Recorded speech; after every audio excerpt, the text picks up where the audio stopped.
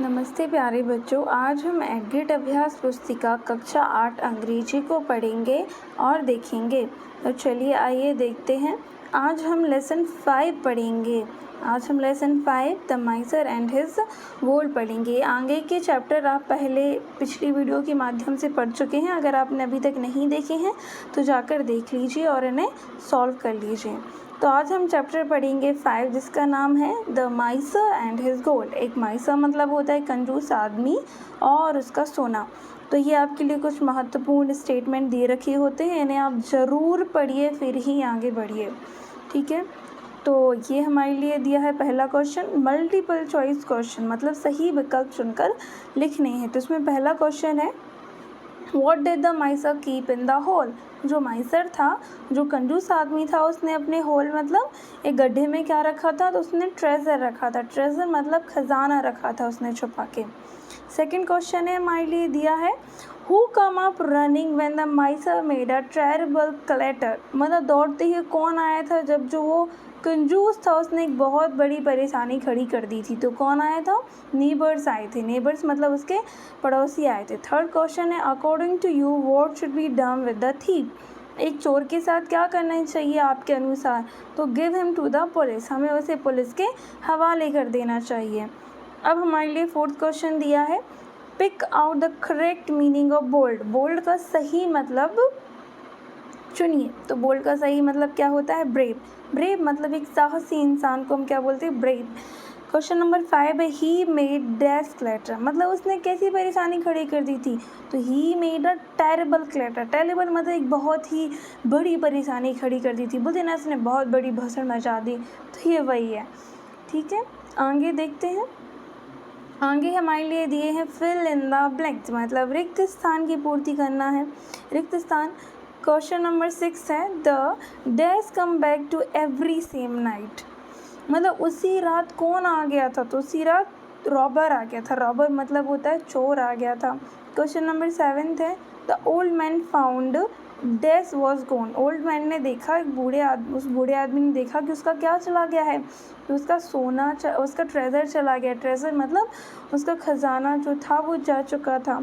8th question दिया है हमारे लिए the There's all come up running up, मतलब कौन दौड़ते हुए आए थे?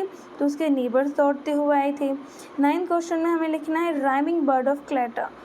क्लैटर का राइमिंग वर्ड क्या होगा? मैटर्स। राइमिंग वर्ड मतलब होता है जो तुकबंदी वाले शब्द होते हैं वो जो एक जैसे साउंड कर रहे हों। होमोफोन्स मतलब होता है होल और होल।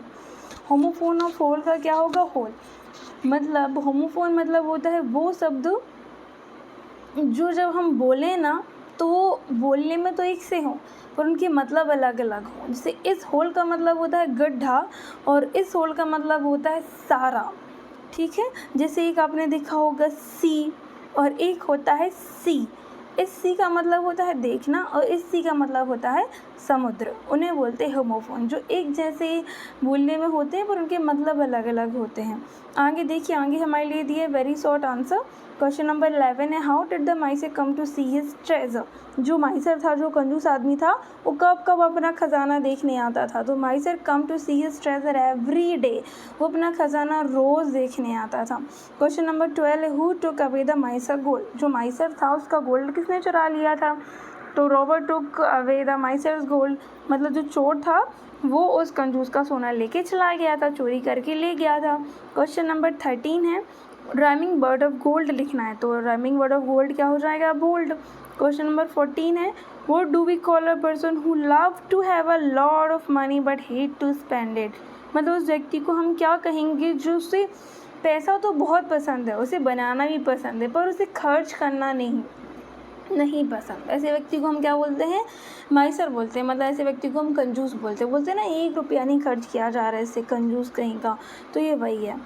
अब हमारे लिए दिए हैं short answer type question. Short answer type question मतलब 1 या 2 वाक्य में इन प्रश्नों के उत्तर हमारे लिए देने हैं।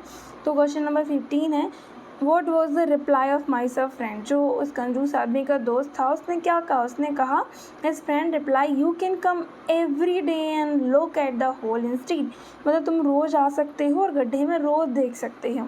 क्वेश्चन नंबर 16 है what did the Mysore happy every day, मतलब जो माइसर था उसको रोज़ खुश क्या बनाता था, टू सी हिज ट्रेजर, मतलब रोज़ वो अपना खजाना देखता था और खुश हो जाता था। क्वेश्चन नंबर 17 है, if you were in a place of miser how would you have react on your stolen treasure.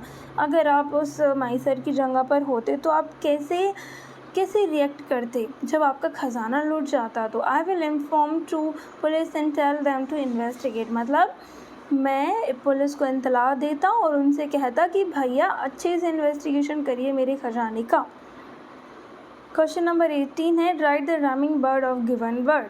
इन सब के हमारे लिए राइमिंग वर्ड देख रहे हैं। राइमिंग वर्ड मतलब एक जैसे तुकबंदी वाले साथ। लोक का टुक का क्या होगा, लोक, डेक का से, मेट का सेट, प्लेजर का ट्रेजर। ठीक है, इन्हें आप लिख लीजिएगा। क्वेश्चन नंबर 19 है, write a letter to a collector of your district complaining about the frequent thief in your area. मतलब हमारे लिए कलेक्टर को एक पत्र लिखना है और उनसे किस बारे में लिखना है कि हमारे एरिया में रोज़ चोरों की जो मात्रा है वो बढ़ती जा रही है, रोज़ हमारे यहाँ पर चोरियाँ हो रही हैं, तो इस बारे में कलेक्टर को एक पत्र लिखना है। तो क्या है, डियर कलेक्टर ऐसे लिखते हैं पत्र, ऊपर पहले डियर कलेक्टर लिखते हैं, फिर अपनी परेशानियाँ लिखते हैं, फिर यहाँ पे थैंक यू लिखते हैं, फिर यहाँ पर अपना नाम लिख लीजिएगा। आप अपना नाम लिख लीजिए। तो पत्र क्या है, पत्र में लिखा है पहले, I am writing to bring your attention the frequent heap in our area, they have been several influence of burglary and theft in our area neighbourhood recently. क्या हुआ है नेबरहुड में अभी recently, despite of our efforts to secure our home the thief come continuous to strike। मतलब है इसका कि आप अपनी थोड़ी दृष्टि हमारे एरिया की ओर भी डालिए और यहाँ पर जो चोर हैं वो हमारे नेबर में रिसेंटली बढ़ते जा रहे हैं, चोरियाँ होती जा रही हैं, हमारे घर जो हैं वो अब सिक्योर नहीं रहे हैं क्योंकि यहाँ पे रोज़ जो थीप हैं वो अपना चोरी का डाका डाल रहे हैं। तो I request to you to take necessary step to increase police patrolling in our area, catch the culprit, we are living in fear and argue to take immediate action, thank you and your name। इसका police patrolling का मतलब होता है जो रात में police नहीं आती है देख रेख के लिए अपनी गाड़ियाँ लेकर, उसे बोलते हैं पुलिस पेट्रोलिंग। तो वो यही बोल रहा है कि मैं आपसे निवेदन करता हूँ कि हमारे एरिया में थोड़ी पुलिस की सुरक्षा बढ़ा दीजिए और चोरों को जल्दी से पकड़िए। कल्प्रिट मतलब जो चोर होते हैं वो गुनहगार, कल्प्रिट मतलब गुनहगारों को जल्दी से पकड़िए और इसके ऊपर जल्दी से कोई एक्शन लीजिए। तो ये हमारे लिए था जो कलेक्टर को हमने पत्र लिखना था, आप इसे लिख लीजिए ऐसे ही। ठीक है, अब हम आगे बढ़ते हैं। आगे हमारे लिए दिया है 20 क्वेश्चन, इसमें दिया है read the notice carefully answer the question given below.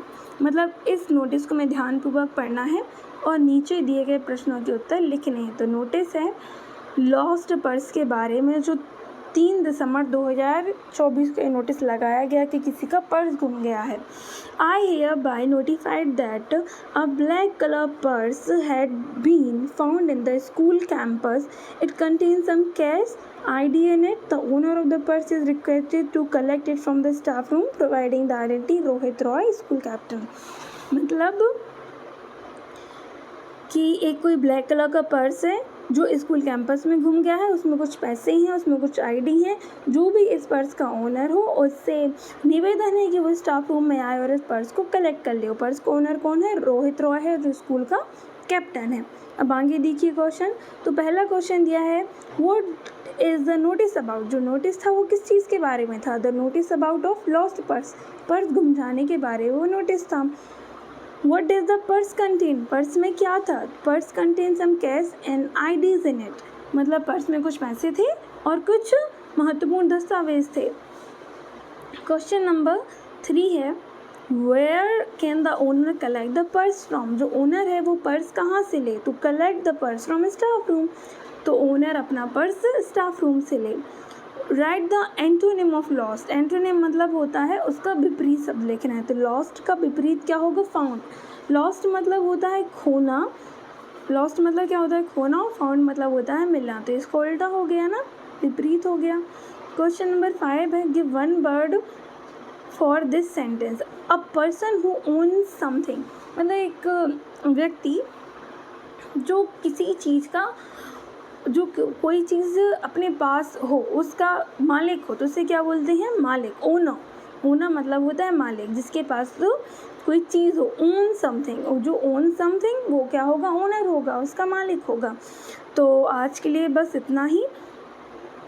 मैं आशा करती हूँ आपको ये वीडियो पसंद आई हो और आपने अपनी पूरी एडगेट से के माध्यम से 5th चैप्टर पढ़ लिया हो, भर लिया हो, चीज़ें समझ लिया हो। अगर आपको ये वीडियो पसंद आई, चैनल को सब्सक्राइब, लाइक, शेयर ज़रूर कीजिए। आपसे मिलते हैं अगली वीडियो में।